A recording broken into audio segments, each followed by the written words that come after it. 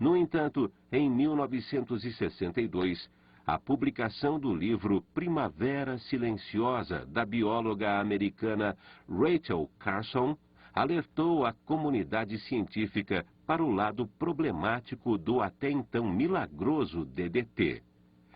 Inseticidas organoclorados podem permanecer até 30 anos no solo. O DDT enfraquece a casca dos ovos das aves, aumentando a probabilidade de que se quebrem durante o choco. Um dos problemas graves é que não existem antídotos para as intoxicações por organoclorados. O tratamento consiste em manter o paciente vivo enquanto o organismo elimina o inseticida. Como esse assunto é fronteiriço, é interdisciplinar com a biologia, vamos chamar agora um depoimento do professor Hélio, que vai nos explicar como que o DDT se acumula ao longo da cadeia alimentar. É contigo, Hélio. Todo inseticida, independente de ser o DDT ou não, ele sofre um problema chamado de bioacumulação. Na realidade, ele é utilizado na lavoura e ele fica nas plantas, ele se deposita nas plantas. À medida que o animal come essa planta, ele incorpora no seu organismo o inseticida. E à medida que esse animal vira alimento de outro animal, esse inseticida vai passeando de cadeia em cadeia. O problema é, você pegar uma sequência, por exemplo, capim, gafanhoto, sapo. O gafanhoto não come uma folhinha de capim, e nem você tem um gafanhoto só comendo capim. Então o DDT que estava do capim passou para o gafanhoto. Quando o sapo comeu o gafanhoto, ele não come um gafanhoto só, ele come vários. Com isso, a concentração que tinha um valor mínimo na lavoura passa a ter um valor muito grande no último elo da cadeia alimentar. Então, o homem, por exemplo, ao longo da cadeia alimentar, esse inseticida ele vai se acumulando, ele vai sofrendo um processo de acumulação até atingir o topo. E, normalmente, nós estamos no topo. Vocês viram um depoimento impressionante do professor Hélio, onde nós descobrimos que nós somos o depositário final do DDT usado na agricultura. Então, repare, tem que haver uma alternativa, e essa alternativa está surgindo com a chamada agricultura orgânica. O cultivo orgânico de vegetais, ele é um sistema de produção que não são utilizados agrotóxicos e nem outras substâncias sintéticas, mesmo adubos químicos. Nesse sistema de produção orgânica se usam produtos naturais, principalmente de origem vegetal, mineral ou também animal, tornando então uma alternativa para a produção sem o uso de produtos químicos como os agrotóxicos. Bem, você viu, essa agricultura orgânica é uma alternativa interessante, mas certamente ela não vai substituir inteiramente a outra agricultura convencional, a que usa inseticidas. Repare uma coisa, o tema dos inseticidas está ligado à possibilidade deles ficarem no solo, se dissolverem ou não. Então, um assunto interessante é solubilidade. Solubilidade é uma das propriedades físicas dos compostos orgânicos, que é o que passamos a estudar agora.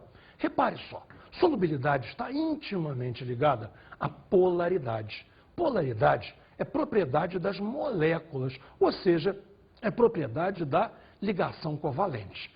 A ligação pode ser apolar. Quando ela será apolar? Quando ela unir a dois átomos iguais. Ou então ela pode ser uma ligação polar. Numa ligação polar, ela une dois átomos diferentes. Repare bem, esse esquema resume perfeitamente. Note, se eu tenho dois átomos A e A, evidentemente dois átomos iguais, a ligação será apolar. Já se eu tenho A e B, dois átomos diferentes, aí então eu tenho uma ligação polar.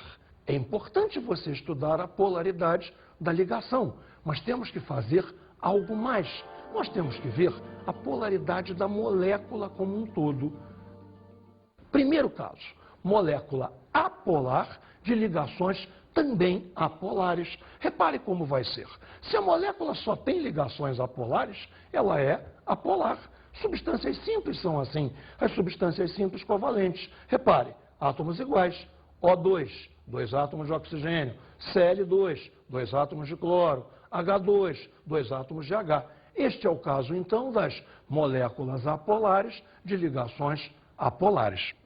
Um segundo caso, e muito importante, porque aparentemente é mais difícil, é da molécula que é apolar, apesar de ter ligações polares. Consideremos aqui a molécula do gás carbônico, considere a molécula CO2. Repare, sua estrutura é a seguinte: você tem um átomo de carbono central e 2 oxigênios, vamos dizer assim, 2 oxigênios, um para cada lado. Um para cada lado. Veja, qual é a condição para que tenhamos molécula apolar, apesar das ligações serem polares? O átomo central tem que permitir uma simetria real. Esta simetria ocorre dependendo do ângulo que os ligantes fazem. São possíveis para nós ângulos de 180 graus, ângulos de 120 graus e ângulos de 109 graus e 28 minutos, que são exatamente os ângulos das ligações do carbono. Os principais casos são BeX2, Be, sim, Be, berílio. Berílio é do grupo 2A e pode se ligar a 2 átomos, fazendo o ângulo de 180 graus. 180 graus? Com 180 graus a molécula é chamada de linear. Repare como é que funciona. Observe aqui. Berílio no centro, um X aqui, um X aqui. Esse X pode ser cloro? Claro que pode. Cloro mais eletronegativo do que berílio, puxando para cá. Cloro mais eletronegativo do que berílio, puxando para cá.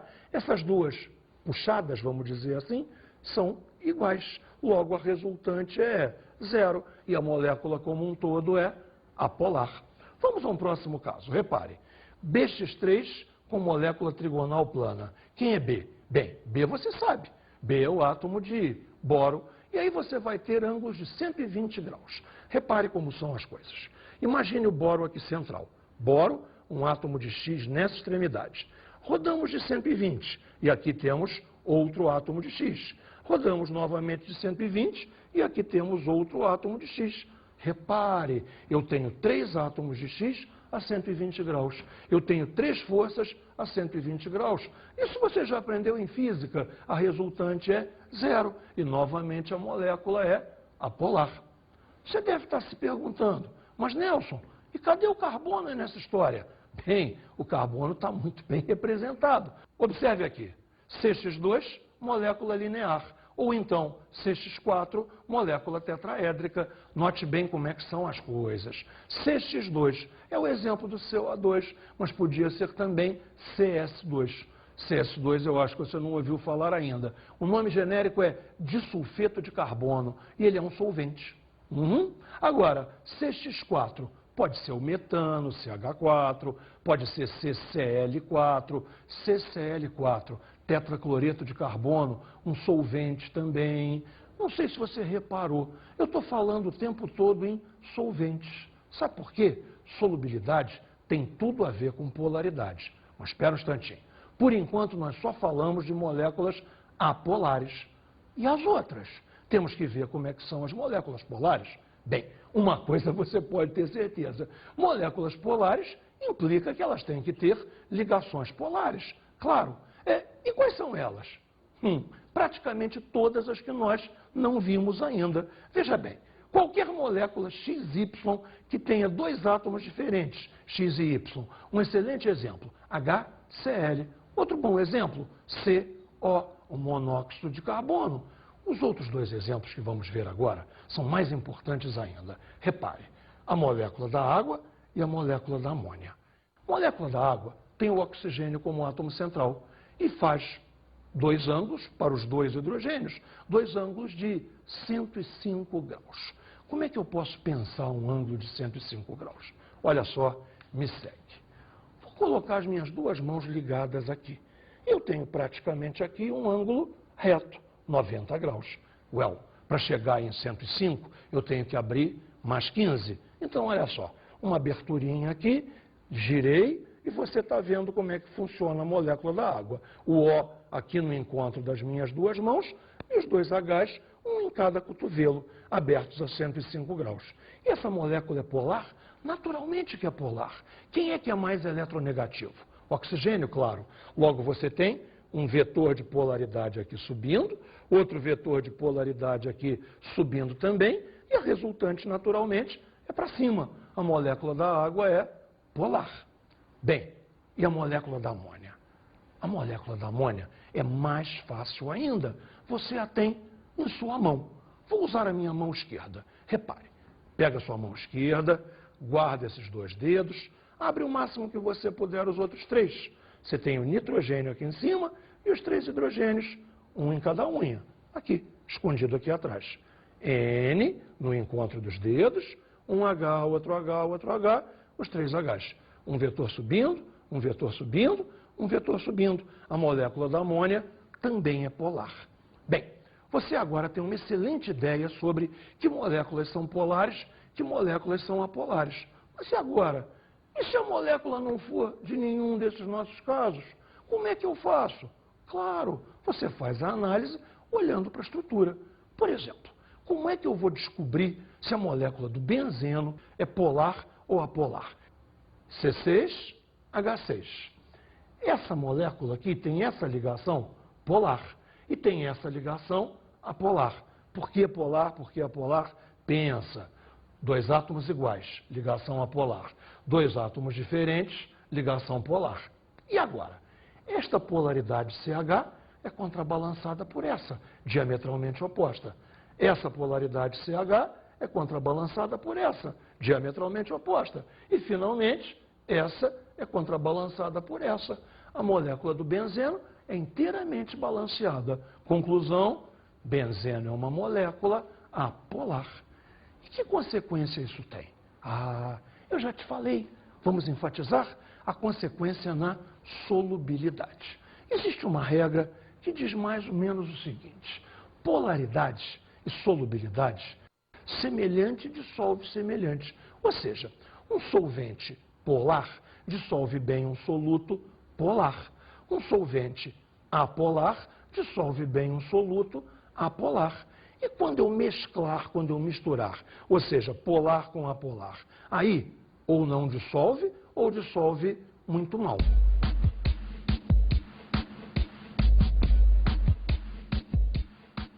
Veja, eu tenho 2 béqueres, vou colocar água em ambos. Não preciso de muita água, qualquer aguinha está me dando a explicação que eu preciso. Pronto, temos 2 béqueres com água. No primeiro béquer, eu vou adicionar um pouco de álcool. O álcool é transparente incolor, a água é transparente incolor. Adicionei. Repare, é absolutamente impossível de você dizer se você tem mais do que uma substância ou uma substância só. A solubilidade é perfeita, completa. Vamos repetir a brincadeira com azeite. Azeite ou óleo de soja, qualquer óleo de cozinha funciona bem. Repare lá. O que acontece aqui, meu Deus do céu? Depois de uma pequena bagunça, observe como ficamos. Uma camada inferior de água, uma camada superior de azeite. Miscibilidade? Nenhuma. Eles não se dissolvem entre si. E daí você deve estar pensando: calma, é só pensar um pouquinho. Água é uma substância polar. Nós vimos, lembra? 105 graus. Repare mais, se a água é polar, o que você pode dizer do álcool que se dissolveu perfeitamente nela? Que é polar também. O que você pode dizer do óleo de soja, do óleo de cozinha? Que o óleo de soja, que o óleo de cozinha é apolar, uma vez